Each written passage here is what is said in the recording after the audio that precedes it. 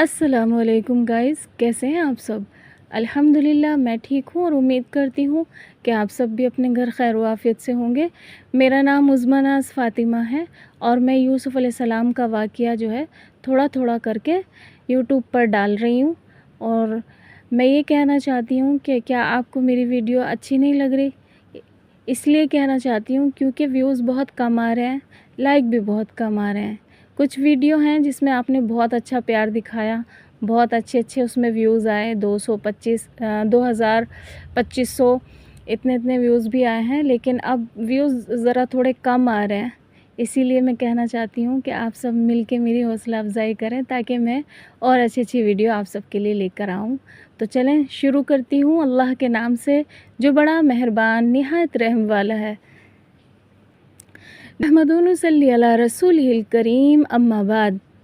ज़ुलेखा ने जब देखा कि मिस्र की औरतें सिर्फ़ नादिम और मुनफल ही नहीं हैं बल्कि उसके साथ ही साथ वो ज़ुलेखा के साबिर और ज़ाबित होने की भी वाकई बहुत ही तारीफ़ करती हैं और बहुत कुछ शाबाशियाँ दे रही हैं, साफ दिल से ज़ुलेखा भी उनके आगे खुल गई और उसने तमाम अपना अहवाल दिल बयान करना शुरू किया और कहा कि ए मेरी गमख्वार बीबियों, मैं अपनी दास्तान तुमसे क्या कहूँ। बड़ा अफसाना है और बड़ी चौड़ी लंबी कहानी है जिसके दोहराने के लिए एक उम्र नूह चाहिए।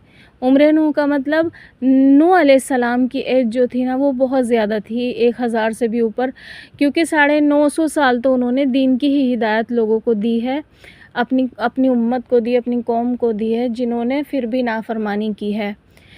तो मुख्तसर ये है, ज़ुलेखा बोल रही हैं, मुख्तसर ये है, थोड़ा सा बयान करती हूँ। मुख्तसर ये है कि मैंने यूसुफ़ अलैहिस्सलाम को अपने दाम में लाने के लिए जो कुछ जतन ना करने थे वो भी किए, मगर कब्ज़े में ना आया, साफ बचकर निकल गया।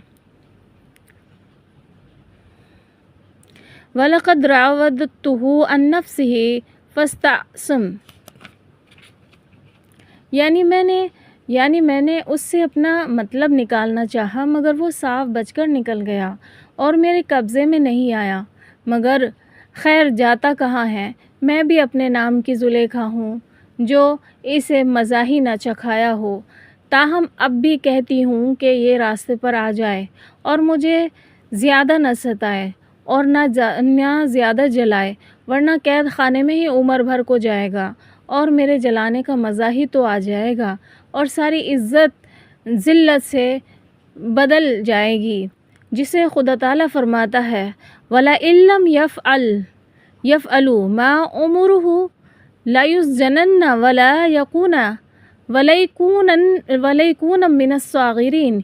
यानी जिस बात की मैं तरगीब दे रही हूँ, अगर उसने मेरा कहना ना माना तो बेशक ये ज़रूर कैद खाने जाएगा और सख्त बेइज़्ज़त होगा।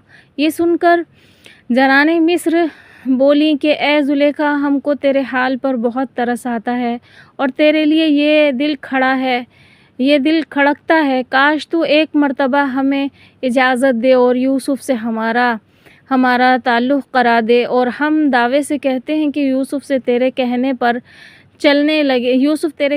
चलने लगेंगे और ये तेरे फर्माबरदार हो जाएंगे। ज़ुलेखा साहिब अलगर्ज़ मजनून की फ़ौरन समझ में आ गया और उसी वक्त उसने उन तमाम औरतों को अंदरूनी घर यूसुफ़ के पास भेज दिया, जिससे औरतों का मकसद हासिल हो गया, क्योंकि उनकी बड़ी गर्ज़ व गायत यही थी कि एक मर्तबा उस माह पैकर का फिर नज़ारा हो सके। चुनाचे उनका मदह हासिल हुआ और वो सब के सब अंदरूनी पर्दा यूसुफ़ के पास पहुँची और अपने दिल को दोनों हाथों से संभालते हुए और अपनी ख्वाहिशों को इंतहाई दर्जा ज़ब्त करते हुए कहा कि ए यूसुफ़, आप अगर यही रोश रखेंगे और ऐसे ही नेक व पारसा रहेंगे तो यकीनन आप पछताएंगे। देखो ज़ुलेखा आपकी जानिसार आपकी अपनी जान व माल कुर्बान कर रही हैं, मगर आप हैं कि इससे खींचे ही चले जाते हैं और किसी तरह उसका आशिकी ज़ार की तरह निगाह भर कर नहीं देखते और ज़ार उसकी तरफ उल्फत नहीं करते। ज़ार का मतलब ज़रा। نہیں کرتے، بلکہ آپ اس کا کہا مانیے، اس میں آپ کے لیے نہایت بہتری ہے اور بہت اچھی بات ہے کہ آپ اور وہ دونوں خوش و خرم رہیں اور دنیا جہاں کے مزے لوٹیں۔ اور دیکھو یوسف، ہم پھر آپ کو سمجھاتے ہیں کہ آپ زلیخا کا کہنا مان جائیں اور اس کو راضی کر دیں، ورنہ آپ کو قید خانے میں بھیج دیا جائے گا اور آپ کی تمام عزت برباد ہو جائے گی۔ یہ کہہ کر وہ اپنے مطلب پر آئیں اور صاف لفظوں میں کہنا شروع کیا کہ بارہا ایسا بھی ہوتا ہے کہ چاہنے والے سے بعض انسان نفرت کرتا ہے اور ہر شخص اپنے دل سے مجبور ہے، اس کا دل چاہنے والے سے نہیں ملتا۔ ہر طرح آپ کا دل خوش کرنے کو موجود ہے، حالانکہ ہم بھی بڑی بڑی خوبصورت اور بڑی بڑی حسین و جمال والیاں ہیں۔ اگر ہم میں سے آپ کو پسند آئے تو ہم جان و دل سے حاضر ہیں۔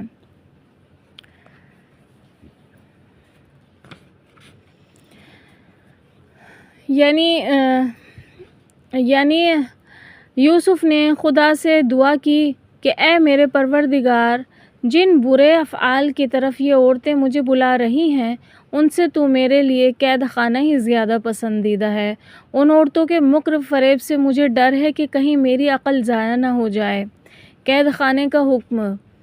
مصر کی عورتوں نے جب دیکھا کہ یوسف ہمارے سمجھائے نہیں سمجھتے اور ہمارے کسی دام میں نہیں آتے اور کوئی بات نہیں مانتے ہیں اور کسی قسم کا ان کے دل پر اثر نہیں ہوتا، بلکہ آسمانوں کی طرف منہ اٹھا کر رونے لگے اور ساری کی ساری الٹے پیروں سے وہاں سے بھاگ گئیں اور زلیخا سے آ کر کہا کہ یوسف کو سمجھانے میں کوئی بات باقی نہیں رکھی، ہر طرح سمجھایا اور تمہارے لیے رضامند کرنا چاہا، مگر وہ کسی طرح رضامند نہیں ہوئے، بلکہ انہوں نے اپنے خدا سے دعا مانگی، جس سے ہم بالکل ہی نا امید ہو گئے اور ہم نے اپنے خیال میں یہ فیصلہ کیا کہ اب یوسف کو کسی طرح ماننے والے نہیں اور نہ کسی کے سمجھائے سکھائے کا اثر ہوگا۔ مناسب یہی معلوم ہوتا ہے کہ انہیں چند روز کے لیے قید خانے ہی میں بھیج دیا جائے، جہاں کی تکالیف و مصائب یا جہاں کی ذلت سے گھبرا کر شاید اپنی پختہ کاری سے باز آ جائیں اور تیری جانب رجوع کریں۔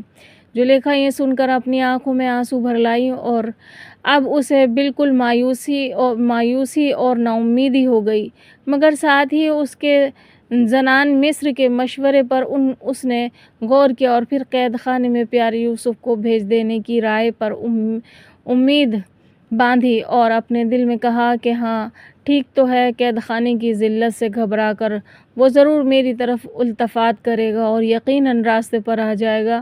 یہ فیصلہ اپنے دل میں کر کے اسی وقت عزیز مصر کو محل سرائے بلوایا اور کہا کہ میں اس غلام سے بے حد بدنام ہوئی ہوں جس سے میری ذلت اور توہین ہو رہی ہے، اور اب اس کے متعلق بری افواہیں سننے میں گوارا نہیں کر سکتی۔ بس اب میری رائے میں یہ مناسب معلوم ہوتا ہے کہ اسے چند روز کے لیے قید خانے میں بھیج دیا جائے تاکہ میرے اوپر سے یہ بدنامی ہٹے۔ عزیز مصر کی سمجھ میں آ گیا اور اس نے زلیخا کے کہنے کے مطابق پیارے یوسف کو قید خانے بھیجنے کا حکم صادر کر دیا۔ لکھا ہے کہ عزیز مصر نے حضرت یوسف علیہ السلام کو قید خانے بھیجنے کا حکم پیچھے دیا ہے۔ اس سے کئی گھنٹے پہلے حضرت یوسف علیہ السلام نے اپنے پروردگار کی جانب میں اپنے قید خانے میں جانے کی خود ہی دعا کی ہے، جو اسی وقت درازات کو پہنچ کر حضور رب العزت میں قبول ہوئی، جسے وہ فرماتا ہے فَاسْتَجَابَ لَهُ فَصَرَفَ عَنْهُ قَيْدَهُنَّ إِنَّهُ هُوَ السَّمِيعُ الْعَلِيمُ، یعنی خدا تعالیٰ نے یوسف کی دعا کو قبول کیا اور عورتوں کے فریب اور ان سے دور کیے۔ اس میں شک نہیں کہ وہ سب کی سنتا ہے اور سب کچھ جانتا ہے۔ بے شک یہاں ایک صحیح حدیث کا مضمون پیش نظر ہوتا ہے۔ ہمارے آقا نامدار جناب رسول اللہ صلی اللہ علیہ وسلم فرماتے ہیں کہ اگر یوسف ان عورتوں کے پھندے سے بچنے کے لیے خدا سے یہ دعا کرتے اور قید خانے کا نام نہ لیتے تو یقینی وہ اپنے بندے یوسف کو عزت کے ساتھ ان کی رہائی دیتا اور ان کے مقاصد اور ان کے مقائد سے بچا لیتا، مگر یوسف نے خود ہی اپنے لیے قید خانہ پسند کیا، جس کو اللہ تعالیٰ نے قبول فرمایا اور قید خانے ہی کے ذریعے انہیں عورتوں سے رہائی دی۔ کاش وہ خدا سے محض عافیت طلب کرتے تو بہت اچھا ہوتا، جس سے انہیں قید خانہ نہ دیکھنا پڑتا، بلکہ عزت کے ساتھ وہ ان تمام عورتوں کے مکر و فریب سے سبکدوشی حاصل کرتے۔ آگے خدا فرماتا ہے، یعنی پھر جب عزیز مصر اور اس کے مشیروں نے یوسف کی پاک دامی کے ثبوت دیکھ لیے، پھر بھی ان کو یہی مناسب معلوم ہوا کہ ایک مدت تک انہیں قید خانے میں رکھیں۔ قید کا جب حکم یوسف کو ملا، بچہ بچہ مصر تھرا اٹھا۔ مصر بھر میں آج یہ غل مچ گیا، حکم یوسف کو ہوا ہے قید کا۔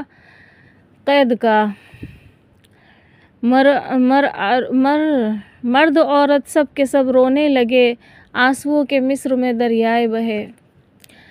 ساتھ ہی اس کے یہ شہرت بھی ہوئی، کل سواری قید خانے جائے گی۔ قید کی وہ گرم بازاری ہوئی، آج ہی سے کل کی تیاری ہوئی۔ جلوس قیدی دان۔ دوسرے روز علی اصبح زلیخا اور عزیز مصر کا حکم حضرت یوسف علیہ السلام کے نام پہنچا کہ آپ کو زیارت کے دربار سے قید خانے میں پہنچانے کا حکم ہوا ہے، لہٰذا اٹھے اور قید خانے چلے۔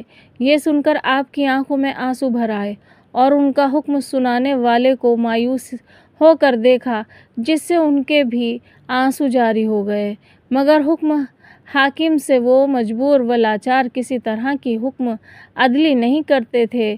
آخر کار مظلوم بے گناہ یوسف کھڑے ہو گئے اور اپنے آپ کو اپنا سپاہیوں کے قبضے میں دے دیا اور بسم اللہ کہہ کر ان کے ساتھ ہو گئے۔ قید خانے میں چلے مظلوم آہ، ایک مسافر سختہ و محکوم آہ، کیسی بھولی جھکی صورت ہائے ہائے، قید خانے میں وہ صدائے افسوس جائے۔ کیا ستم برپا ہو رہا ہے مصر میں، ظالم یہ گویا ہوا ہے مصر میں، کس محبت سے لیا پہلے جسے اور اپنا دل دیا پہلے جسے، آج وہ قیدی بنا افسوس ہے، آج وہ کس گھر چلا افسوس ہے۔ مظلوم یوسف ایک سواری پر سوار کیے گئے اور پھر بہت سی سپاہ کی حراست میں قید خانے کی طرف چلے۔ راستے میں دو طرفہ مخلوق کا یہ عالم ہے کہ کھوئے سے کھوئے چل رہا ہے۔ صبح ہی سے جلوس قید خانے دیکھنے کے لیے اس راستے پر استادہ ہیں، اور جو قید خانے کو جاتا ہے غرض کے لکھا ہے کہ مرد عورت اور بچے آپ کا جلوس دیکھنے کے لیے کھڑے ہیں کہ اتنے میں پیارے مظلوم یوسف کی سواری وہاں سے ہو کر گزری، جن کے ہاتھوں میں لوہے کی زنجیریں پڑی ہوئی ہیں، اور وہ ایک ایک کو مایوسانہ اپنی بھولی بھالی صورت دکھاتے ہوئے قید خانے جا رہے ہیں۔ جب مخلوق نے آپ کو اس حالت میں دیکھا تو کسی سے ضبط نہ ہو سکا۔ روئے چھوٹے بڑے پیرو جواں، بند گئی مخلوق کی پھر ہچکیاں، مچ گیا کوہرام اس بازار میں، دیکھا جب یوسف کو اس آزار میں، دست و پا دیکھے ہیں جب ان کے بندھے، ہاتھ دیکھے ہیں جب ان کے بندھے، بھاری بھاری لوہے کی زنجیر سے، ضبط کوئی بھی نہ ان میں کر سکا، سب نے رو رو کر کیا محشر بپا، شور برپا ہو گیا چاروں طرف، گر رہے تھے گش میں آ کر صف بصف، کہہ رہے تھے سب زلیخا کو برا، ہائے اے ظالم یہ تو نے کیا کیا، ہائے اس ماہ لقا پر یہ ستم، وائے یہ ہے اس با حیا پر یہ ستم، بے وطن یا نازنی وہ نوجواں مصر کو ظالم کہے گا بے گماں۔ انشاءاللہ آگے کا واقعہ جو ہے اگلی ویڈیو میں ڈالوں گی۔ آج کے لیے اتنا ہی کافی ہے، اور میری ویڈیو کو جو ہے لائک کریں، چینل کو سبسکرائب کریں، جلدی جا کے اچھے کمنٹ بھیجیں۔ تب تک کے لیے لیتی ہوں اجازت، اللہ حافظ، وآخر الدعوانا ان الحمد للہ رب العالمین۔